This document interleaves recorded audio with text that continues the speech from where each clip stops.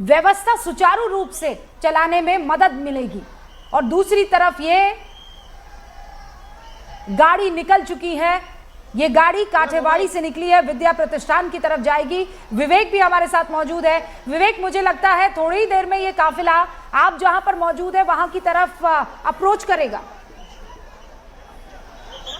बिल्कुल सही कहा रूबिका। देखिए, जहाँ पे मैं मौजूद हूँ और काठेवाड़ी से जो ये हाईवे है वो डिस्टेंस 4 किलोमीटर का है, तो पूरा कॉन्वॉय साथ में चल रहा है। लेकिन जैसे जैसे लोगों को पता चल रहा है कि अब शव यात्रा बहुत जल्दी यहाँ से निकलेगी, देखिए रोड पे देखिए किस तरीके से जो बारामती की जो आम जनता है वो अब अपने नेता के आखिरी दर्शन के लिए एक झलक पाने के लिए पूरे हाईवे पे जमा हो रही है। और सामने देखिए, जो सामने से जो टर्न देख रहे हैं वहां पर भी काफी बड़ी मात्रा में लोग जमा हो गए हैं। और धीरे धीरे जो हाईवे पे जो आसपास के जो गांव के लोग हैं वो अब यहाँ पे इकट्ठा हो रहे हैं, क्योंकि एक झलक वो अपने नेता के देखने जाते हैं। जिस तरह रूबिका मैंने आपको कहा कि कल भी कहा था कि यहाँ पर अजीत दादा पवार एक पॉलिटिशियन नहीं है, बल्कि एक क्या बोलते हैं कि एक नेता नहीं है, एक इनका दिल कह सकते हैं कि सबके दिलों की धड़कन है अजीत दादा पवार, जो अब नहीं रहे।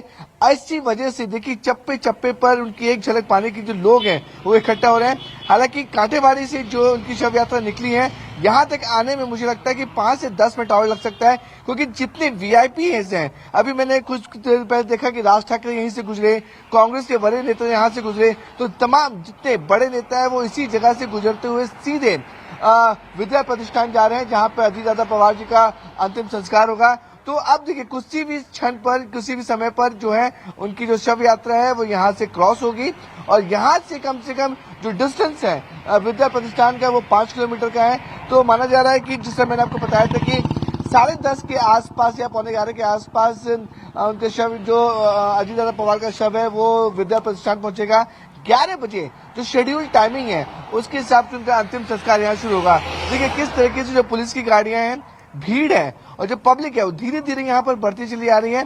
और अनुमान लगाया जा रहा है कि 5 से 6 मिनट के अंदर अंदर ये जो हाईवे वो पूरी तरह से जैम पैक हो जाएगा, क्योंकि अजीत दादा पवार के साथ शव यात्रा जो चल रही है उसके पीछे हजारों लोग जो है वो अपनी मोटरसाइकिल, कार, पैदल, जो भी जो उनको सुविधा मिल रही है उसके हिसाब से उनको फॉलो कर रहे हैं। और यहाँ से उनकी शव यात्रा सीधे जाएगी विद्या प्रतिष्ठान में। विद्या प्रतिष्ठान में पहले से सुप्रिया सुले, शरद पवार और तमाम परिवार के जो लोग वहां पहुंच चुके हैं।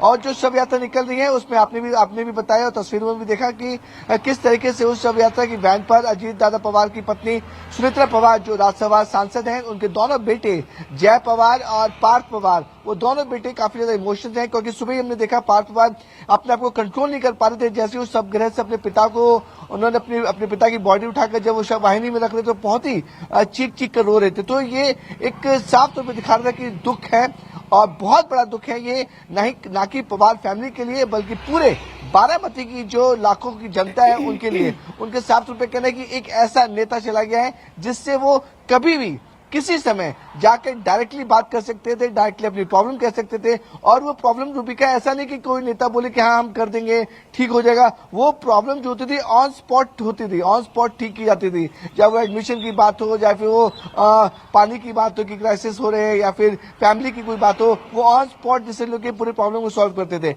अब सभी के मन में यही कि अगर अब जो शिकायत है वो किसके पास लेके जाएंगे।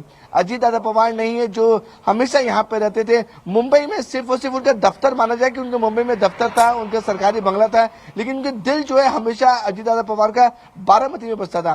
तस्वीर में फिर से दिखाऊं, देखिए किस तरह से महिलाएं हैं, छोटे बच्चे हैं, बुजुर्ग हैं, वो सभी हाईवे पे जमा हो चुके हैं। और 5 से 6 मिनट का समय और लगता है कि जब उनका पार्थिव शरीर की जो शव यात्रा है वो यहाँ से क्रॉस होते हुए सीधे विद्या प्रतिष्ठान जाएगी। हम वो पूरा फॉलो करेंगे और जैसी शव यात्रा यहाँ से निकलेगी और आपको और अपने दर्शकों को वो तस्वीरें कंटिन्यू विद्या प्रतिष्ठान तक दिखाने की कोशिश करेंगे कि उनके साथ कैसा बारामती का जो हुजूम है वो साथ चल रहा है। रूबिका, देखिए हम भी इंतजार कर रहे हैं और जैसा आप बता रहे हैं ये काठेवाड़ी से निकलकर शहर से पूरा का पूरा काफिला गुजरने वाला है।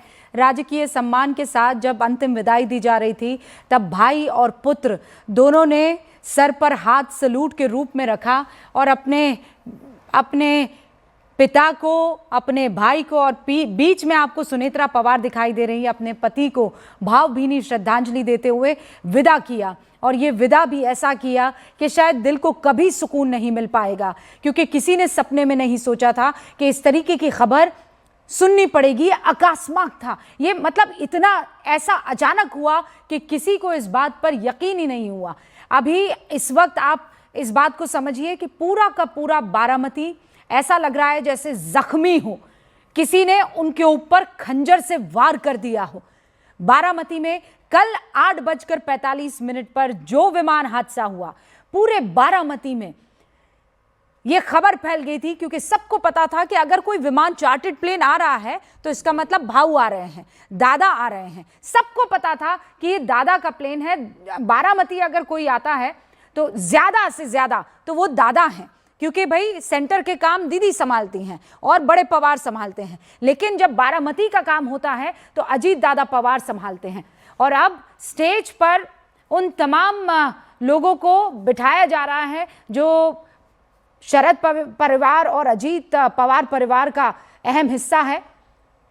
और ये देखिए, रथ में इस वक्त मेरे ख्याल से सवार हो रहे हैं ये सब।